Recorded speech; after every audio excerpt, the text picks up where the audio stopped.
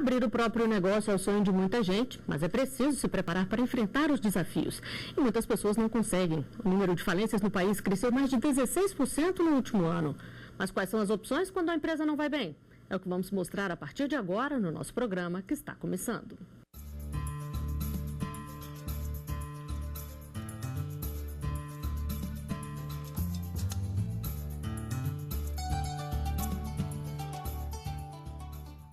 No artigo 5º de hoje, vamos falar sobre a lei de falências e as opções para empresas que passam por problemas. Está na Constituição Federal. Ninguém pode ser obrigado a fazer ou deixar de fazer alguma coisa a não ser em virtude de lei.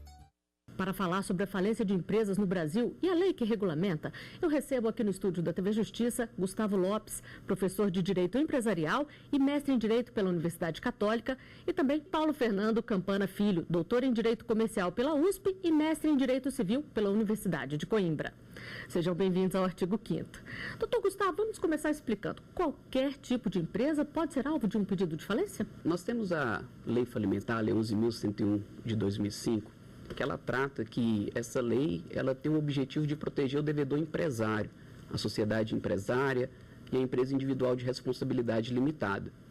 O próprio artigo 2º da Lei 11.101 de 2005, ela traz algumas exclusões a esse regime falimentar, entre elas a sociedade de economia mista, a empresa pública. O inciso 2º, ele traz outros ramos de empresa relacionados às instituições financeiras privadas e públicas, as empresas de consórcio, as empresas de plano de saúde. Então, o legislador ele deixou de fora algumas modalidades societárias, tendo em vista o perigo da sua quebra que poderia ocasionar dentro do nosso ordenamento jurídico. Doutor Paulo, e na prática, o que acontece a partir do momento em que o juiz aceita o pedido de falência? No momento que o juiz aceita o pedido de falência, ele determina a quebra da empresa, ele decreta a falência da empresa, e ele nomeia um administrador judicial que fica responsável pela arrecadação do ativo da empresa. Ele lacra normalmente o estabelecimento da empresa, arrecada os ativos da empresa com o objetivo de vender esses ativos em leilão e usar o produto da venda para pagar os credores. Normalmente a empresa para de funcionar, mas há possibilidade, a lei permite que ela continue operando nas mãos do administrador judicial que é nomeado pelo juiz. A partir desse momento, as execuções judiciais contra a empresa ficam suspensas, porque os credores eles não podem mais receber dentro de execuções judiciais, eles só recebem nos termos do processo falimentar. Bom, tem crescido o número de pedidos de falência no país. No último ano, o aumento foi de mais de 16%. As micro e pequenas empresas foram as que mais enfrentaram problemas. Apesar do anúncio de ofertas, a loja não está cheia de clientes. Muitos consumidores estão optando por evitar gastos. Eu não estou vendo solução a curto prazo, não. E se a situação está difícil para quem compra, também está complicada para quem vende produtos e serviços. Dados da Serasa mostram que em 2015, quase 1.800 empresas entraram com pedido de falência, sendo que mais de 800 tiveram a falência decretada. As micro e pequenas empresas foram as que mais apresentaram problemas para se manter no mercado. Um levantamento mostra que elas foram responsáveis por cerca de 83% dos pedidos de falências e 91% das falências decretadas. O resultado é o pior dos últimos 10 anos. Em casos como estes, a justiça pode ser acionada. A Lei 11.101, conhecida como Lei de Falências, foi alterada em 2005 e oferece mediação entre empresários e credores. E em caso de falência decretada, a lei prevê a garantia de pagamento aos credores da empresa. Vai fazer o levantamento das demonstrações financeiras do ativo dessa empresa e depois para fazer a realização, quer dizer, converter o ativo em dinheiro. Convertido em dinheiro, vai se respeitar esses critérios de preferência. A lei ela define algumas regras de preferência de crédito, né, fiscais, trabalhistas e os demais credores. Doutor Gustavo, quais foram as principais mudanças trazidas pela Lei de Falências de 2005? Uma das grandes mudanças que a gente teve em relação ao regime jurídico falimentar passado é que foi extinta a antiga concordata, que foi substituída agora pela nossa recuperação judicial. Houve uma mudança também em relação à figura do administrador judicial, que antes era chamado como síndico. A nossa lei de falência também, ela veio com o principal objetivo de tratar de um processo com mais celeridade, com mais economia processual. Aumentou também a possibilidade do contraditório, no caso do devedor empresário, que no regime jurídico falimentar anterior, ele tinha apenas 24 horas para poder contestar o próprio pedido de falência. A nossa lei atual, ela traz a possibilidade aí dele ter um prazo de 10 dias para poder fazer a contestação. Então, a nossa lei, ela veio realmente trazer aí, principalmente com esse intuito de tentar trazer um processo mais justo, um processo mais objetivo e um processo que respeite principalmente o princípio da celeridade e economia processual. Agora, doutor Paulo, a gente viu na reportagem que as micro e pequenas empresas são as que mais enfrentam problemas.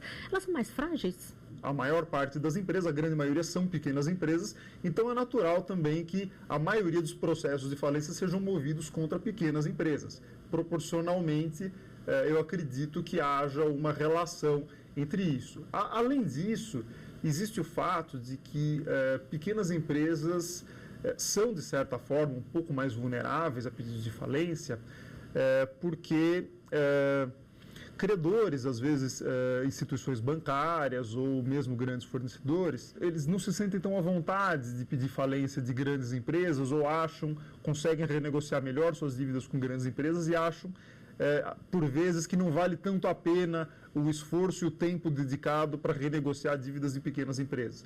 Às vezes, pequenas empresas simplesmente fecham as portas e o desaparecimento, o fechamento das portas e de solução irregular é uma causa, muitas vezes, da decretação de falência. Às vezes o credor não consegue encontrar mais a empresa e pede a sua falência. Isso é possível em pequenas empresas, mas uma grande empresa com filiais espalhadas pelo Brasil não consegue, difícil, né? Nem consegue simplesmente fechar as portas. Né? É importante a gente também trazer a própria definição da microempresa e da empresa de pequeno porte, muito bem colocado aqui pelo Dr. Paulo Campana, no sentido de que a grande maioria das empresas atualmente que tem pedido a falência são microempresas, porque mais de 90% das empresas do nosso país ou se enquadra como microempresa, que é aquela pessoa jurídica que tem um faturamento de até R$360 mil em cada ano calendário, ou empresa de pequeno porte que tem um faturamento de 360 mil até 3 milhões e 600 mil. Então, o grande percentual das empresas no Brasil hoje, elas se enquadram ou como ME, microempresa, ou EPP, empresa de pequeno porte. Então, quando a gente faz esse levantamento de estatística, naturalmente a gente vai ter um número maior de pedido de falência e recuperação judicial dessas modalidades. E quem é que pode entrar com pedido de falência? Se a empresa, por exemplo, tem vários sócios, como é que fica? Uma vez que o próprio empresário, ele verificando que está numa situação de crise econômica financeira, mas que ele não preencher nenhum dos requisitos lá do artigo 48 para fazer o pedido de recuperação judicial, ele mesmo poderia fazer o pedido da sua autofalência. Poderia qualquer credor também fazer o próprio pedido, os herdeiros. Então, a lei ela traz um dispositivo próprio que traz esses legitimados para fazer o pedido. Agora, doutor Paulo, a gente viu aí na reportagem que é estabelecida uma prioridade que a lei garante o pagamento dos credores. Mas como é que fica se a empresa ou os proprietários dela não têm bens suficientes? Normalmente, o que acontece é que essas dívidas são pagas até onde os ativos permitem, né? Muitas vezes os trabalhistas são pagos, garantia real às vezes é paga, normalmente a dívida fiscal não chega a ser paga na sua integralidade, dificilmente os quirografários recebem alguma coisa. Todos os ativos que são adquiridos pela atividade posteriormente à decretação de quebra e enfim, se a empresa continuar gerando, né, são destinados para o pagamento dos credores. A lei estabelece que as obrigações persistem por até 5 anos após o encerramento da falência. O encerramento da falência, às vezes, demora, um processo que no Brasil ainda é muito lento, teve notáveis avanços desde a entrada em vigor da lei de 2005, mas ainda é um processo que é muito demorado, existe muito a melhorar ainda no processo de falência. Depois que o processo de falência é encerrado, as obrigações ainda permanecem por mais 5 anos, caso haja crime falimentar por 10 anos. Mas o que acontece na prática é que a massa falida, como ela é chamada, normalmente não consegue arrecadar mais ativos porque ela normalmente não continua funcionando, via de regra. A lei permite que ela continue funcionando e até estimula que ela continue funcionando. Foi um dos grandes pontos de reforma da lei de 2005.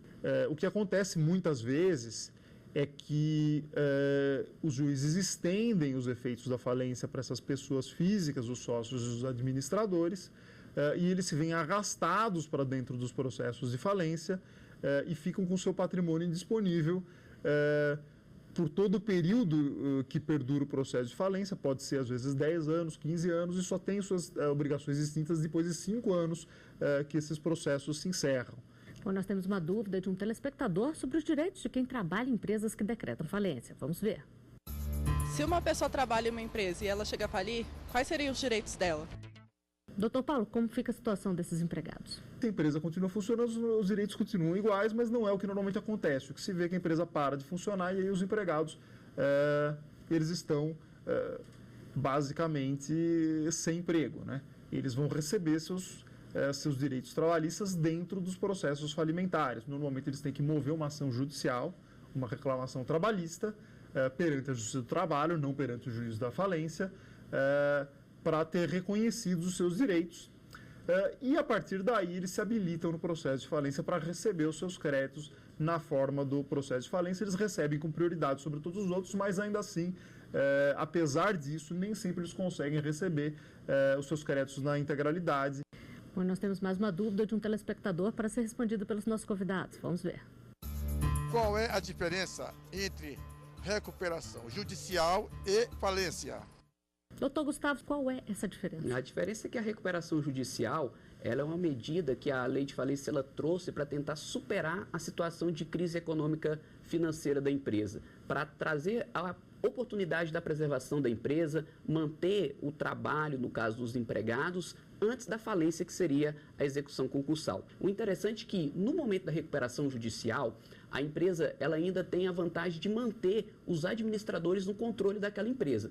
Uma vez que o juiz ele recebe esse pedido, no caso da recuperação judicial, ele vai dar uma decisão que vai deferir ou não deferir o processo de recuperação judicial. É necessário preencher alguns requisitos que a lei traz em relação ao empresário. Ele precisa ter pelo menos 2 anos de atividade econômica. O empresário ele não pode ter sido falido, ele não pode ter pedido a recuperação judicial há pelo menos 5 anos, ou se for no plano especial da microempresa e da empresa de pequeno porte. Também a gente teve uma mudança agora na Lei Complementar 147 de 2014, também um intervalo de 5 anos.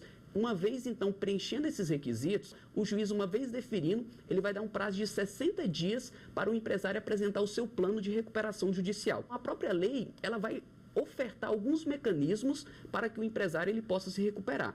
Uma vez não se recuperando, aí a próxima etapa seria a falência. Então, a grande diferença entre a falência e a recuperação judicial é que na recuperação judicial é uma tentativa para a empresa conseguir superar essa situação de crise econômica financeira, e a falência já seria justamente a própria execução concursal, afastando o empresário das suas atividades. Bom, nós vamos a um rápido intervalo, o artigo 5º volta já. Estamos de volta com o artigo 5º. Aqui no estúdio eu recebo Paulo Fernando Campana Filho, doutor em Direito Comercial e mestre em Direito Civil, e Gustavo Lopes, professor de Direito Empresarial. No programa de hoje a gente conversa sobre a falência de empresas. E o que acontece se a situação muda e uma possibilidade de retomar os negócios surge? Esta é a dúvida de uma telespectadora. A empresa que pedir falência pode abrir depois? Doutor Paulo, a empresa pode voltar a exercer as suas atividades com a mesma razão social ou tem que criar uma nova? Teoricamente, isso é possível. Depois que as obrigações são encerradas, depois que se encerra o processo de falência, passados 5 anos, as obrigações são extintas, ela pode voltar a operar. Com a mesma razão social? Com a mesma razão social, inclusive. Mas isso normalmente não acontece porque demoraria muitos e muitos anos para acontecer. Às vezes a empresa ela pode continuar operando depois que tem a falência decretada nas mãos do administrador judicial. Isso é uma possibilidade também que raramente acontece. E às vezes o que acontece também é que a empresa às vezes tem a sua falência decretada, mas consegue reverter a decisão que decretou a falência e voltar a operar. Agora, doutor Gustavo, é feita alguma pesquisa no perfil daquele empresário quando ele quer abrir uma empresa, para evitar, por exemplo, essa coisa que ele abre uma empresa, não dá certo, fecha, abre outra mais para frente, não dá certo, fecha, abre outra? Na verdade, a junta comercial ela tem alguns critérios, principalmente em relação ao devedor empresário que está inabilitado. Uma vez que foi decretada a falência, ele fica inabilitado, então, até que se cumpra as obrigações. A nossa lei de falência, especialmente lá no artigo 178, ela destaca de que quando é que esse devedor empresário ele poderia se reabilitar. A primeira possibilidade seria se ele fizesse o pagamento de todos os credores. Isso eu nunca vi, nem nos livros de direito empresarial, até mesmo porque se ele tivesse dinheiro para pagar todos os credores... Não teria pedido falência. Não teria quebrado.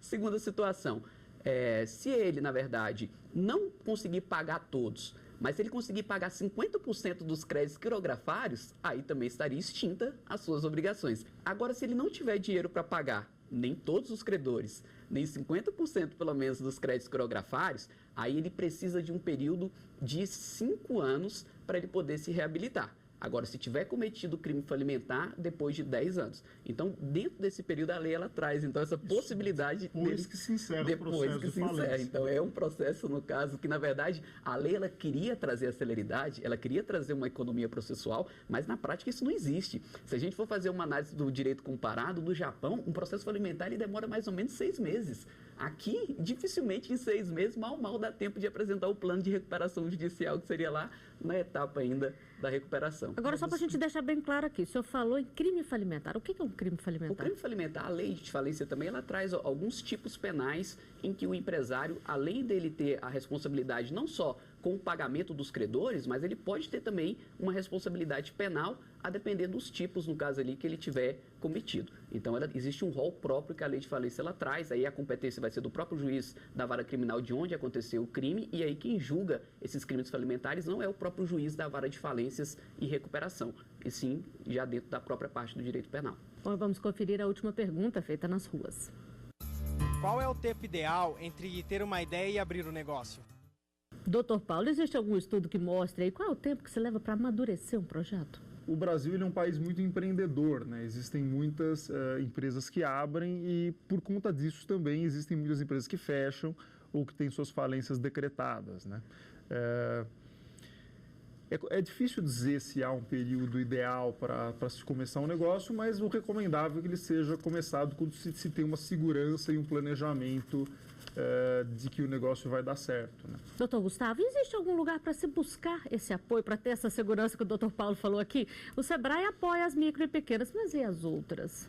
Na verdade, a legislação não traz esse apoio, essa sugestão, essa consultoria, no caso, ao empresário. Então, na grande maioria das vezes, quando o empresário ele não tem o domínio do negócio, geralmente eles procuram um contrato de franquia para poder pegar uma marca que, no caso, já esteja mais consolidada no mercado. A partir desse momento, ele vai ter que fazer o pagamento de royalties, ele vai ter que fazer o pagamento, no caso, da abertura inicial daquela empresa e, automaticamente, ele vai receber toda a técnica, vai receber todo um conceito. Então, seria seguro, no caso, ele procurar um franqueador que já tem experiência no mercado para que ele possa ter mais segurança no negócio. A lei, ela não traz um órgão próprio. Geralmente a microempresa, a empresa de pequeno porte, elas são protegidas aí pelo SEBRAE, principalmente aí que tem muito incentivo à figura também do microempreendedor individual, que é aquele que recebe apenas, tem um faturamento de até 60 mil em cada ano. Bom, nós estamos falando aqui sobre o planejamento prévio e para muita gente esta falta de preparo é a maior causa de uma empresa não dar certo. Vamos conferir as opiniões. A maioria das pessoas acha que só porque tem na mente já consegue, mas não tem um preparo, não estuda, a prática também. Tem muita gente que vai para o mercado sem ter prática e acaba falindo por causa disso. Leva à ruína, leva à falência. E o despreparo é quase que normal. As pessoas são, na maioria, aventureiras. A pessoa tem que ter um projeto, né, antes de fazer alguma coisa. Eu creio que a maioria não preparam e isso atrapalha bastante. O maior índice de falência de empresas é falta de preparação. É isso mesmo que eles falaram, é preciso se preparar e quando achar que já está pronto, preparar de novo. Qual é o conselho aí de vocês para quem está pensando em abrir um negócio, doutor Gustavo? A ideia do direito empresarial é de quanto maior o risco, maior o lucro. Quanto menor o risco, geralmente o lucro também é menor. Então, a primeira ideia é pensar qual que seria a própria perspectiva, qual que seria a própria ideia, no caso ali, do empresário. Então, se quer uma empresa menor, se quer realmente um risco menor, o empresário geralmente ele procura aí alguns apoios perante o SEBRAE, contratando uma franquia. Essa que seriam algumas opções que teria, no caso aí, esses pequenos e microempresários. E as dicas do senhor, doutor Paulo? Eu acho que planejamento, tanto financeiro quanto da operação, é muito importante antes de se abrir uma empresa, mas é claro que que uma falência pode ser inevitável, né? Há fatores que fogem do controle e o mercado está aí, né? A empresa a quebra é uma consequência da empresa ir mal, isso a gente está no sistema capitalista, isso acontece.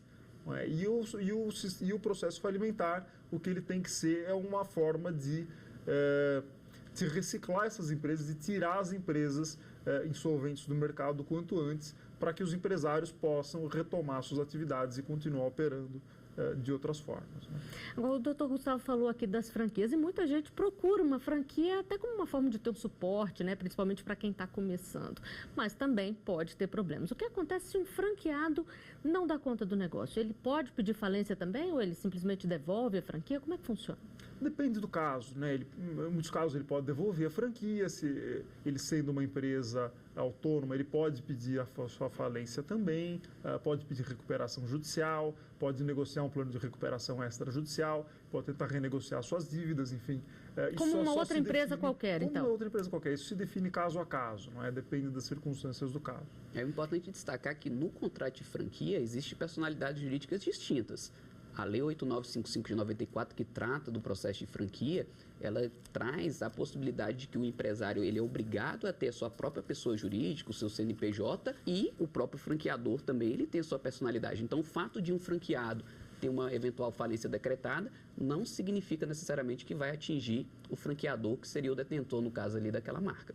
E quando o franqueador é que enfrenta problemas, doutor Gustavo, aí quais são os direitos de quem comprou uma franquia, por exemplo? Aí a própria lei, ela vai trazer ali o que a gente chama de uma circular de oferta de franquia, em que o próprio franqueado ele tem o direito de saber quantas empresas, no caso ali, daquela franquia já teve uma falência decretada, quais encerraram a sua atividade, para que ele possa, no caso ali, ter o conhecimento. É claro, se o franqueador quebrar, provavelmente ele vai ter direito aí às perdas e danos, à reparação de tudo o que ele teve em relação ao investimento, do pagamento inicial, dos royalties, o prejuízo que aí deveria ser apurado numa ação própria.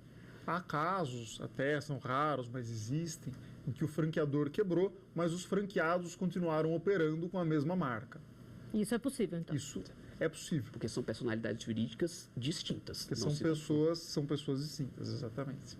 Bom, então, para encerrar, gostaria de saber de vocês qual é a dica para quem está no negócio, está sentindo ali que os problemas estão começando, para evitar que o pedido de falência seja a única solução. Doutor Paulo. Isso depende, claro, caso a caso, mas é sempre bom que a empresa procure o quanto antes uma saída. Não é? Ela pode tentar renegociar suas dívidas, e o ideal é que ela o faça sem a necessidade de ajuda de um processo judicial por conta do estigma e das restrições de crédito causadas por um processo desses. Se não houver jeito, ela pode recorrer a uma recuperação extrajudicial, que pode ser usada para renegociar as dívidas fora do âmbito judicial e depois recorrer ao Poder Judiciário para vincular credores dissidentes. Ela pode usar a recuperação judicial se ela precisar de uma proteção judicial contra execuções durante esse processo de renegociação. Claro que no processo de recuperação judicial existe uma estigmatização muito maior, uma restrição de crédito muito maior, e as consequências podem ser muito mais nefastas para ela, mas se não houver alternativa, normalmente é a solução a que elas podem recorrer. O pedido de falência normalmente não é usado por empresários. A autofalência ela não costuma ser pedida por empresários porque o processo não costuma trazer muitos benefícios para as pessoas, os administradores, os empresários, não traz a libertação que ela deveria trazer. Para o senhor, doutor Gustavo, quais são as dicas?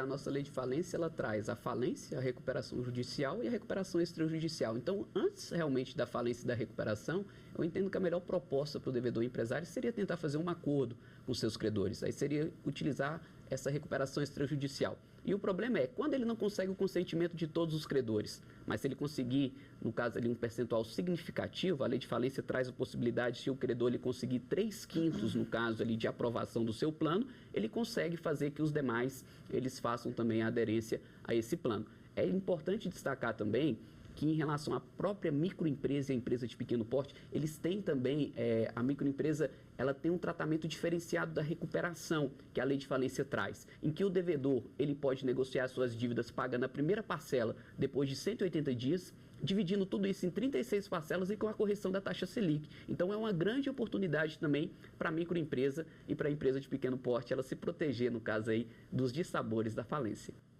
Bom, e com essas dicas, o artigo 5º de hoje está chegando ao final. Doutor Gustavo, doutor Paulo, agradeço muito a presença de vocês aqui conosco e eu agradeço também a sua companhia. Para rever os nossos programas, acesse tvjustiça.jus.br e se quiser sugerir um tema, basta enviar para o e-mail artigo5@stf.jus.br. Até o nosso próximo encontro.